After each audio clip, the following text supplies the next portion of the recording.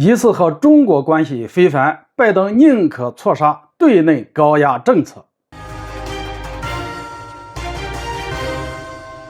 大家好，我是向英华。在相当长的一段时间里，靠着经济和宣传上的优势，中国给美国的科技、军工领域输送了大批的人才。然而，当这个情况反转，中国开始引入外来人才的时候，美国却直接翻脸，抱着宁可错杀的态度，切断中国一切渠道。综合路透社和卫报的消息，在去年10月，一个名叫丹尼尔·杜根的澳大利亚籍男子被澳大利亚情报机构秘密抓捕，抓捕的理由是帮中国训练战机飞行员。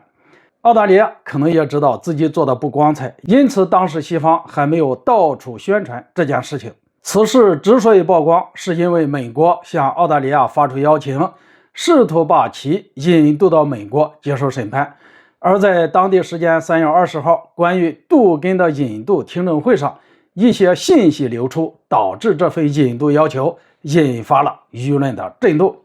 因为按照杜根的说法，自己完全是被澳大利亚的情报机构骗回国内，再实施抓捕的。当时给自己发了一个安全许可，自己可以回到澳大利亚，就能拿到澳大利亚的飞行执照。结果呢，一落地就发现是个骗局，惨遭诱捕。因为按照澳大利亚的相关法律法规，并没有禁止澳大利亚公民在中国工作和取得报酬。这个抓捕完全是美国单方面的要求，因此对于这种莫名其妙的抓捕和引渡，有澳媒甚至直接把这件事打上了对澳大利亚主权考验的标签。事实上，杜根到底有没有参与到培养中国战机飞行员的事情，消息很乱，风言风语也很多，没有个确切的说法。有一种是，这个人曾经在南非的飞行学校当教官，当时有中国的飞行员过去培训，而不是美国说的帮中国空军训练战机飞行员。另一种说法呢，是杜根退役以后专职当民航飞行员，念专来到中国，结果中国方面听闻了他曾在航母上当过飞行员，就邀请他来当飞行指导。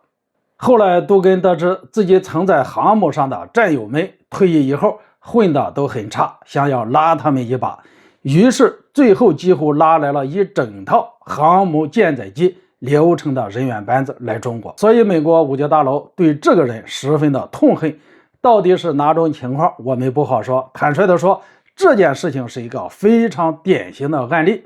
这意味着随着中美国力的接近，甚至是部分领域的反超，美国已经在走出和中国硬脱钩的第一步，彻底切断中国的外来国际人才渠道。尤其是美国抱着的是宁可错杀不可放过的态度，对内涉华人员举起屠刀，只要有一丁点涉华的情况，就可能遭到错杀。换句话说，这个杜根到底有没有帮助中国空军飞行员训练，美国根本不关心也不在乎。美国要的就是拜登举起屠刀这个动作，要的就是舆论炒作之后向社会展示自己宁可错杀的态度，